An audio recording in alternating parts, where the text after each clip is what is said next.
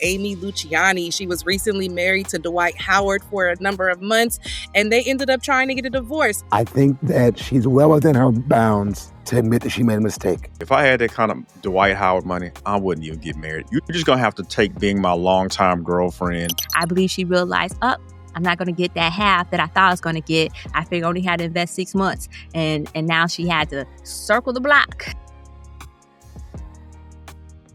And speaking of spinning the block, it wouldn't be right if I didn't talk about my girl, Amy Luciani. She was recently married to Dwight Howard for a number of months, and they ended up trying to get a divorce.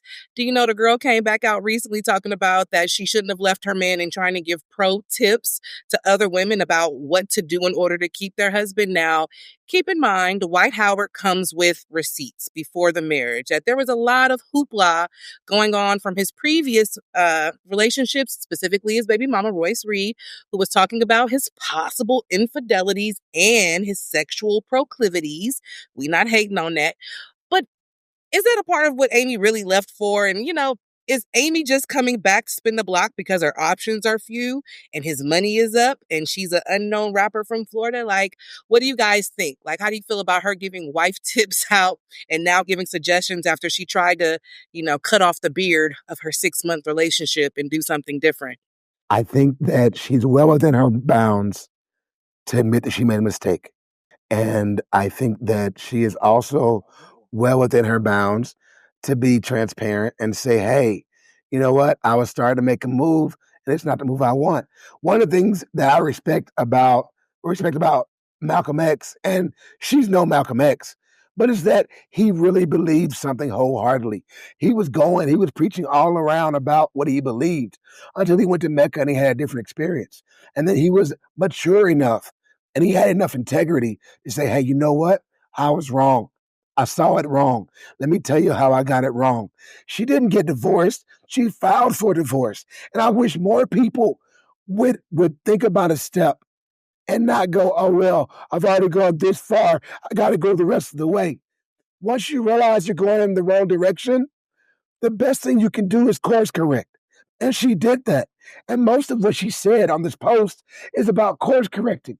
It's about not being carried away by your emotions. It's about not being swept away by your own narrative and the feel that now that you've started something, you got to keep rolling with it because you're already gone down this far. She talked about women taking a minute, taking a beat, and then trying to look at the situation from a perspective other than their own. Trying to look at it from their spouse's perspective. Trying to go, hey, maybe it's me.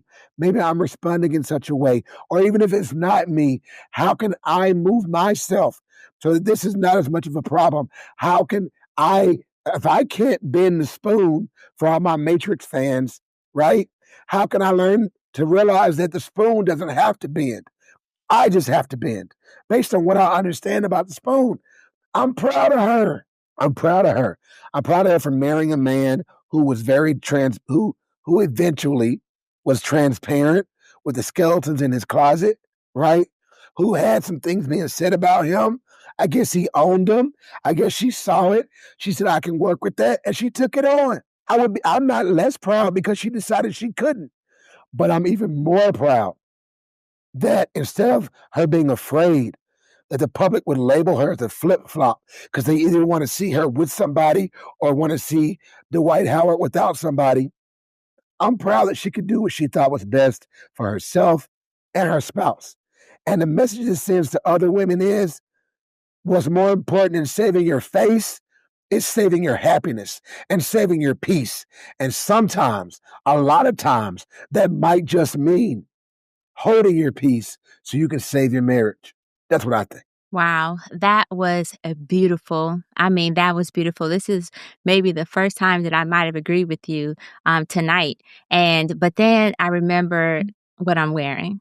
And so I was like, as beautiful as that sounded, I'm calling bullshit on why she did this. I'm calling bullshit. And I'm going to go with, like I said, it's beautiful if that's how it happened. As a matter of fact, I was going to go along the lines of, hey, women are allowed to have emotional moments and change their mind. That's what we do. That's what people do. We can do those things. We also had the whole fact that she's learning in public. She's learning in public. I'm talking about All his dirt has been exposed. Everything from him being a bottom to everything else has been exposed and whatnot. And she went into that relationship openly, knowing all these things, but then she wanted to file for divorce 6 months later.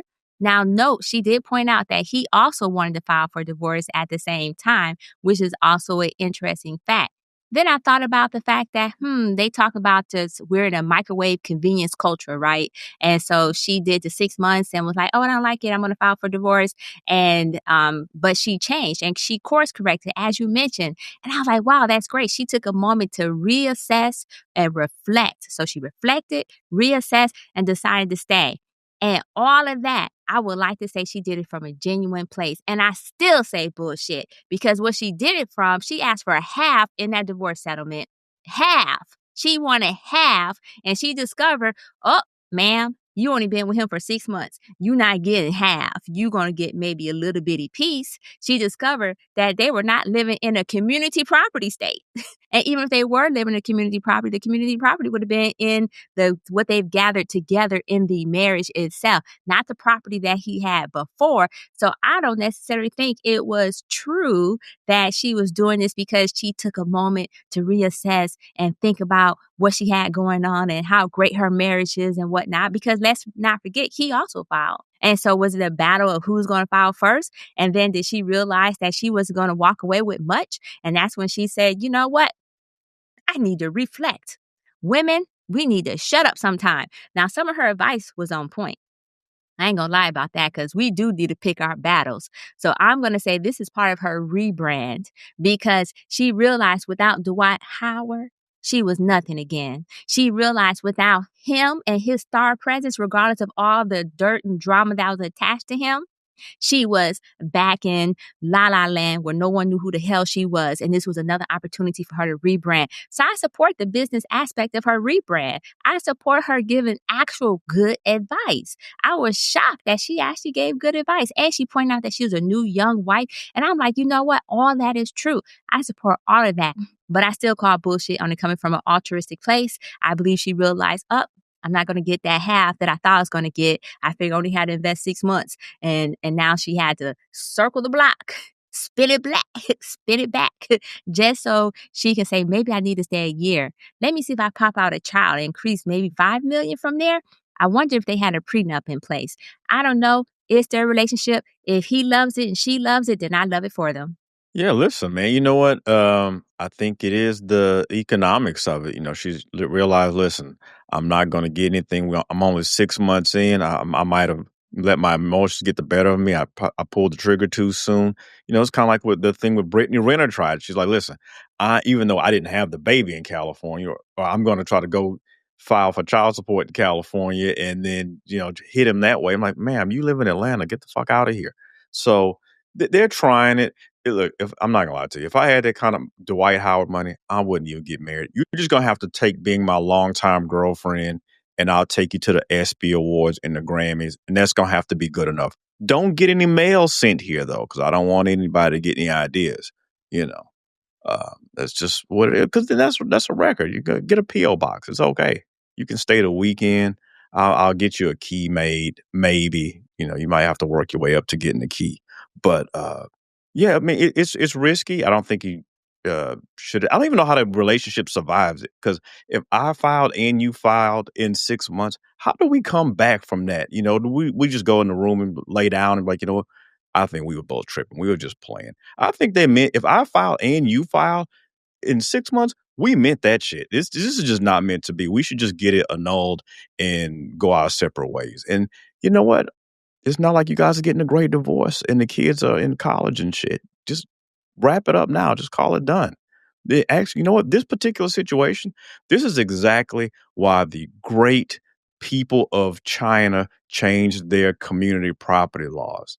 They said any assets that the man had coming into the marriage, doesn't matter if he even puts your name on it after the fact, doesn't matter. They go by payment history. If I had a house and I had it 5 years before we got married, and I put you on the mortgage, and then we get divorced 6 months in, they're gonna be like, well, you can't split it's not community property because you've only been paying on the house for 6 months and he's been paying on the house for 5 years. Get the fuck out of here. So shout out to China for living in the future and thinking of situations like this. Dwight Howard, if you get married in China, you won't have to deal with this shit. If Dwight Howard married who he really liked, he probably wouldn't have to worry about this shit. I think it's all, I think not James Brown, Ray Charles had a song that it's cheaper to keep him, right? And so I just think that when it comes down to realizing that transactional part of the relationship and what the gives and takes are, we think love, consideration, children, and all that. And I'm thinking, nah, PR, publicity. One of them needs to smooth over the PR about them being possibly homosexual. We don't care. We like that. It's okay. And then the other one has to say, I am a nobody ass rapper from Florida with a brief stint on Love and Hip Hop where I acted an ass. And now I married this man who people are already like, it's not a good idea. And now I realize I can't get half. So, hey, do you want me to still be your pretend wife? Sure. Do you still want me to finance your small lifestyle? Sure. Everybody wins. It's cheaper to keep them. So I think that they both made the decision because what Delvin said was right. After 6 months, like you guys both wanted to out of here. It was a reason for that. You're coming back together now is more believable to be fake and just something created as opposed to being something genuine. So shout out to Amy Luciani for getting the bag and for Dwight Howard for, keeping his nuts in So his you're sack. saying your conclusion is lavender marriage Lavender for the marriage. optics. For the optics. That's why I say he cut off his beard, she being the beard. Mm-hmm. Listen, in fairness, I cut off my beard while you were gone because my daughter wanted to see what it looked like with no beard because I've had a beard, her entire life. So I did it and the people got worried, but now I'm back. Well, thank God I wasn't Sir, here for that.